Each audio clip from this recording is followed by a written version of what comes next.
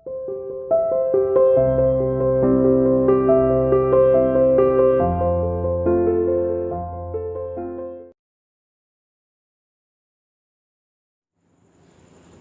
Morning students, how are you? You are welcome to CR international online classes. आज का आपका assignment number 83 for both medium Hindi और English दोनों के लिए कॉमन टॉपिक है। आपका टॉपिक है म्यूटिनियस सेपॉयस, विद्रोही सैनिक। विद्रोही सैनिकों के बारे में हमें ये जानना है कि विद्रोही सैनिकों ने अपना अपना नेतृत्व अपने अपने क्षेत्र के हिसाब से किस किस को नेतृत्व प्रदान किया और वो नेतृत्व में क्यों रखना चाहते थे। किसी न किसी नेता को अपना मतलब एक लीडर बनाना चाहते थे। क्यों विद्रोही इस तरह की प्लान करके चल रहे थे, उन सब चीज़ों पे हम बात करेंगे। इसमें जो पहला टॉपिक है आपका, rebels needed leadership and organisation to face the British. Britishers को फेस करने के लिए विद्रोहियों को ज़रूरत थी नेतृत्व की और संगठन की। नेतृत्व और संगठन दोनों चीज़ों की ज़रूरत थी। तो विद्रोहियों के पास एक तो ट्रेनिंग का अभाव था, लेकिन फिर भी वे अपना एक संगठन कायम करना चाहते थे जिसके ज़रिए वे लोहा ले सकें अंग्रेज़ों के साथ में। नेक्स्ट है, so they turn towards those who had been leaders before the arrival of the British. इसीलिए उन्होंने कुछ नेताओं को अपना नेतृत्व प्रदान किया, यानी आम जनता का नेतृत्व प्रदान किया क्षेत्र के हिसाब से। जब ब्रिटिशर्स इंडिया में आए, उनका शोषण यहाँ पे बहुत ज़्यादा बढ़ गया।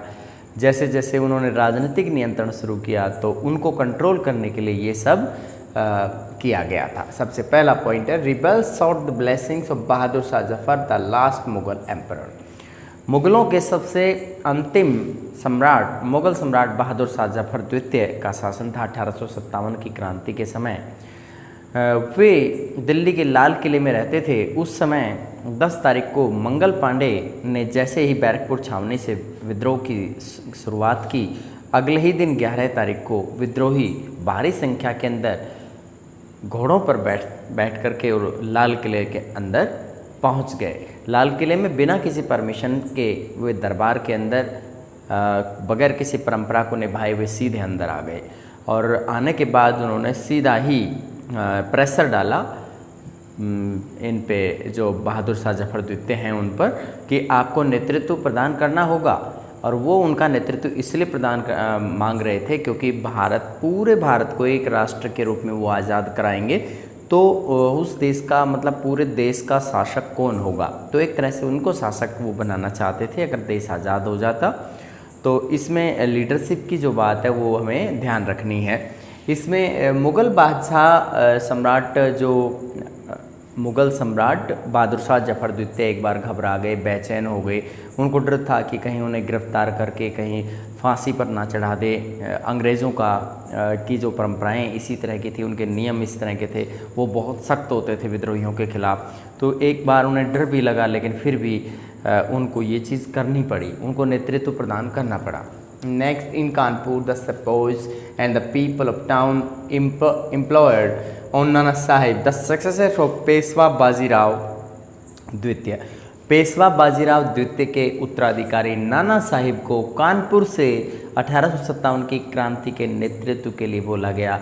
उनसे रिक्वेस्ट की गई कि आप नेतृत्व प्रदान करें, क्योंकि आम जनता को पता था कि पेशवा बाजीराव द्वितीय भी एक बहुत योग्य शासक हुआ करते थे और उनके वंशज भी उतने ही योग्य हैं। अगर हम जीत जाते हैं, उनका मानना था अगर हम जीत जाते हैं तो हमारे जो अगले पेशवा जो होंगे नाना साहिब होंगे, और नाना साहिब के अंदर वो सभी जैसे वीरता, साहस, औजगुण, इस तरह की सभी योग्यताएं उनके अंदर विद्यमान थी। नेक्स्ट है, a great pressure on Rani Jhansi to assume the leadership. Maharani Lakshmibai जो कि झांसी की महारानी थी, उनको भी आम जनता की तरफ से काफ़ी दबाव झेलना पड़ा। उन पे भी दबाव दिया गया आम जनता के द्वारा कि आप नेतृत्व प्रदान करें, और उन्हें आम जनता की सुननी पड़ी, इसीलिए वो नेतृत्व कर रही थी। नेक्स्ट है, पीपल अप्रोच्ड कुंवर सिंह ए जमींदार इन आरा इन बिहार। बिहार में आरा नामक स्थान पर एक जमींदार कुंवर सिंह को 1857 की क्रांति के नेतृत्व के लिए रिक्वेस्ट की गई कि आप हमारा नेतृत्व प्रदान करें, और उन्होंने ही नेतृत्व किया। नेक्स्ट है, people of Awadh appointed Brijesh कद्र एज ए लीडर जैसे कि हम सभी जानते हैं अवध के नवाब जो थे वाजिद अली शाह को कुशासन का आरोप लगा करके अंग्रेज़ों ने हटा दिया, क्योंकि वहाँ पर सहायक संधि लागू की गई थी। सहायक संधि के ज़रिए उन्होंने कुछ इस तरह का धोखा किया कि आप योग्य नहीं हैं, जनता में लोकप्रिय नहीं हैं, जबकि वे बहुत लोकप्रिय थे, आम जनता के चहेते थे, लेकिन फिर भी उनकी बात एक भी ना सुनी गई और उन्हें पद से हटा दिया गया। आम जनता को बहुत दुख हुआ। पूरे लखनऊ के लोग जब वो कानपुर के लिए ले जाए गए अंग्रेज़ों के द्वारा, तो उनके पीछे पीछे रोते रोते हुए वहाँ तक आ पहुँचे। यहाँ पर ये बताने का प्रयास किया गया है कि मुग़ल जो ये सम्राट थे, वाजिद अली शाह जो सम्राट थे, वो बहुत लोकप्रिय थे आम जनता में, लेकिन लोकप्रियता का कोई मतलब महत्व ना समझते हुए अंग्रेज़ों ने उन्हें उनके पद से हटा दिया। और उनके बेटे को, ब्रिजिस कद्र उनका बेटा था, इनकी वाइफ का नाम था बेगम हज़रत महल, इन दोनों ने मिल कर के, ब्रिजिस कद्र और ब्रिजिस कादिर भी कह सकते हैं इसे, ब्रिजिस कादिर और इनकी माताजी का नाम था बेगम हज़रत महल, दोनों ने मिलकर इसका पूरी तरीके से अवध के अंदर नेतृत्व प्रदान किया और अवध में बहुत अच्छी स्थिति में विद्रोही पहुंच चुके थे। सभी विद्रोही गोरे अफसरों को मार दिया गया था। नेक्स्ट है evidences that indicates planning and coordination on the part of rebels. हमने ये चीज़ पढ़ी है कि 1857 की क्रांति में विद्रोही लड़े थे, लेकिन उनको आपस में कोऑर्डिनेशन करने का काम भी करना पड़ा होगा, आपस में संचार व्यवस्था भी कायम करनी पड़ी होगी, मैसेंजर की भूमिका भी निभानी पड़ी होगी, योद्धा की भूमिका भी निभानी पड़ी होगी, रसद सामग्री पहुंचाने के लिए भी, यानी हर तरीके से हम देखते हैं कि जो हमारी आज की सेना जो काम कर रही थी वही विद्रोहियों को करना पड़ रहा होगा। तो ये सब कैसे संभव हुआ, उनके पास में किस तरह की वो चीज़ें इस्तेमाल कर रहे थे। नेक्स्ट है जो फर्स्ट पॉइंट है, revolt of 1857 was well planned and well coordinated. 1857 की जो क्रांति थी वह सुनियोजित, वेल प्लान का मतलब है अच्छी योजना से इसको शुरू किया गया, वेल प्लान थी एंड वेल कोऑर्डिनेटेड, और उसमें समन्वय की कोई कमी नहीं थी। जो भी विद्रोही थे उनमें आपस में बहुत अच्छा समन्वय था। विद्रोही किसी एक धर्म से बिलोंग नहीं करते थे, किसी एक व्यवसाय से बिलोंग नहीं करते थे, किसी एक जाति से बिलोंग नहीं करते थे। विभिन्न जातियों के लोग, विभिन्न धर्मों के लोग सब मिलजुल करके राष्ट्र के नाम पे लड़ रहे थे और उनका मतलब योगदान भुलाने योग्य नहीं था। नेक्स्ट है रिवोल्ट गॉट लेगिटिमेसी। इसके अंदर ये बताया गया है कि विद्रोहियों ने अपने विद्रोह को जायज़ ठहराने के लिए अपना एक नेता चुन लिया।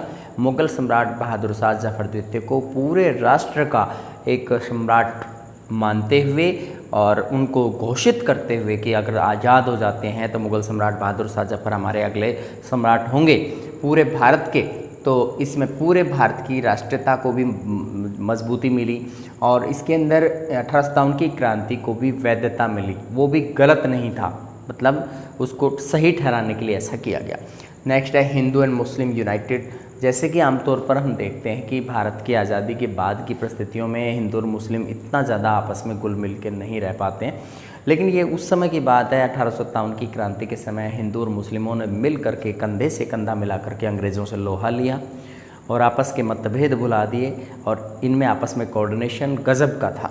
नेक्स्ट है कॉन्टीन्यूस कम्युनिकेशन। विद्रोही ऐसा नहीं था कि आपस में एक टुकड़ी है दूसरी टुकड़ी से बात नहीं कर रही है, घुड़सवारों की सेना है, पैदल सेना है, जिस भी तरीके से वो तैयारी कर रहे थे या लड़ रहे थे, उनको बहुत अच्छे तरीके से वो लड़े, बहुत अच्छे से उनका समन्वय स्थापित था, आपस में वो संचार व्यवस्था से भी जुड़े हुए थे।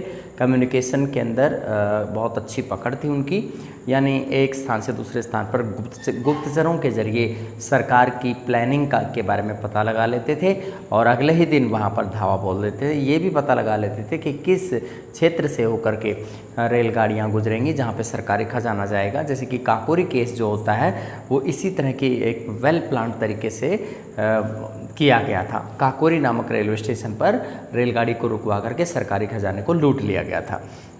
इसके अलावा यहाँ पे ये भी बताने योग्य बात है कि जितने भी बड़े अधिकारी थे, अंग्रेज़ अधिकारी थे, उनके जो भी अच्छी सुविधाएं उनके पास थी, उनके पिछलग्गू जो जैसे हमारे देश के साहूकार थे, जमींदार थे, तो उनके घरों को भी विद्रोहियों ने खूब लूटा, उनको भी बर्बाद कर दिया। नेक्स्ट है क्यों, उसमें क्यों बर्बाद किया हमारे देश के जमींदारों को और साहूकारों को? क्योंकि विद्रोही लोग उन्हें अंग्रेज़ों का पिट्ठू मानते थे। नेक्स्ट है कलेक्टिव डिसीजन। कई बार ऐसा भी होता था कि इन्हें कलेक्टिव डिसीजन लेने पड़ते थे, जैसे कि अवध के विद्रोह के समय में भारतीय सैनिकों की हिफाजत के लिए कैप्टन हियर्से की हिफाजत का जिम्मा भारतीय सैनिकों को सौंपा गया था। भारतीय सैनिकों ने आपस में मीटिंग रखते हुए, पुलिस लाइन में मीटिंग रखते हुए इस पे डिसीजन लिया कि हमने बाकी सभी अंग्रेज़ गोरे सैनिक तो मार दिए, लेकिन हम अपने कैप्टन हियर्से को मारें या नहीं मारें। तो उसका डिसीजन लेने के लिए उन्होंने कलेक्टिव डिसीजन लिया। तो कई बार ये जायज़ भी डिसीजन लिए जाते थे। इसके अंदर हम दोनों टॉपिक्स को एक बार फिर से रिवाइज कर लेते हैं। इसके अंदर है विद्रोहियों को नेतृत्व की और संगठन की क्यों ज़रूरत थी। उसके अंदर क्योंकि बिना संगठन के, बिना नेतृत्व के सफलता मिलना की कोई गुंजाइश नहीं थी। और 1857 की क्रांति पूरी तरह से शुरू होने से पहले ही असफल हो जाती अगर ये मतलब जितना हुआ वो भी नहीं होता। अगर ये वेल प्लान तरीके से नहीं करते, लीडरशिप नहीं रखते, कोऑर्डिनेशन नहीं रखते। तो rebels sought the blessing of Bahadur Shah Zafar. Bahadur Shah Zafar को इन्होंने आशीर्वाद प्राप्त किया विद्रोहियों ने, और जो कि मुगल सम्राट बहादुर शाह अंतिम शासक हुआ करते थे मुगलों के। नेक्स्ट है कानपुर के अंदर सिपाहियों ने क्या किया, नाना साहिब को अपना नेता चुन लिया, और जो कि पेशवा बाजीराव द्वितीय के उत्तराधिकारी थे। यानी इन्होंने माना कि ये हमारा नेतृत्व करेंगे और ये जैसा भी बोलते हैं हम उनकी बातें मानेंगे। ये 1857 की क्रांति के समय पर ही हुआ था। एक great pressure on Rani Jhansi to assume the leadership. Maharani Jhansi पर भी नेतृत्व प्रदान करने के लिए दबाव डाला गया। आम जनता का दबाव उन पर था और उनकी बात उनको माननी पड़ी। नेक्स्ट है पीपल अप्रोच्ड कुंवर सिंह, जमींदार इन आरा इन बिहार। बिहार में आरा नामक स्थान पर एक जमींदार थे जिनका नाम था कुंवर सिंह। उनसे लोग मिले, उन पर दबाव डाला कि आपको नेतृत्व 1857 की क्रांति का करना है। नेक्स्ट है people of Awadh appointed Brijesh कद्र एज ए लीडर। ब्रिजेश कद्र के पिता वाजिद अली शाह को कुशासन का आरोप लगा करके उनके पद से हटा दिया गया। अब उनके उत्तराधिकारी के तौर पे ब्रिजेश कद्र को नेतृत्व प्रदान किया गया 1857 की क्रांति का, और अपना नेता भी घोषित किया, अपना शासक भी घोषित किया। और इनकी माताजी का नाम बेगम हजरत महल था। दोनों ने मिलकर मतलब 1857 की क्रांति को नेतृत्व प्रदान किया था। अवध में विद्रोही काफ़ी मजबूत हालात में थे, ये इसमें बताने योग्य बात है। नेक्स्ट है evidences that indicates planning and coordination on the part of rebels. इसके अंदर हम ये बता सकते हैं कि कौन कौन सी वो बातें बताती हैं जिनसे प्लानिंग के बारे में पता चलता है, कोऑर्डिनेशन के बारे में पता चलता है। इसमें रिवोल्ट ऑफ 1857 एक वेल प्लान तरीके से हुआ, सुनियोजित तरीके से हुआ, वेल कोऑर्डिनेटेड था। इसमें अवध के विद्रोह के समय पर सड़कों को खोद डाला गया, पुलों को तोड़ डाला गया। उसका इस रूप में तोड़ा गया क्योंकि आम जनता ये मानती थी कि ये जब तक रहेंगे तब तक हमारी गुलामी ख़त्म नहीं होगी। अंग्रेज़ों की शासन के संकेत मानते थे वो लोग इनको, इसलिए उन्होंने उनको तोड़ डाला। नेक्स्ट है रिवोल्ट गोट लेजिटिमेसी। रिवोल्ट को यानी 1857 की क्रांति या विद्रोह को वैधता प्रदान की गई मुगल सम्राट बहादुर शाह जफर द्वितीय से आशीर्वाद प्राप्त करके, और उनको पूरे अखिल भारत का राष्ट्रीय सम्राट घोषित करके। नेक्स्ट है हिंदू और मुस्लिम यूनाइटेड। हिंदू और मुस्लिम दोनों मिल के लड़े, उनके बीच कोई मतभेद नहीं था। कॉन्टिन्यूस कम्युनिकेशन, सभी विद्रोही आपस में एक दूसरे से बहुत अच्छे से पेश आए, आपस में बातचीत करते थे, आप एक दूसरे पर विश्वास करते थे, एक टुकड़ी दूसरे टुकड़ी की मदद करती थी। कलेक्टिव डिसीजन, कुछ ऐसे डिसीजन भी होते थे जिनको कलेक्टिव डिसीजन लेने की ज़रूरत पड़ती थी। रात को पुलिस लाइनों में मीटिंग होती थी विद्रोहियों की, और पुलिस लाइन में ही डिसीजन ले लिए जाते थे। बड़े से बड़े रैंक के अधिकारी भी, भारतीय सैनिक और अधिकारी लोग वहाँ पहुँचते थे और इस तरह का डिसीजन लेते थे। ये आपके दोनों टॉपिक कंप्लीट होते हैं। धन्यवाद।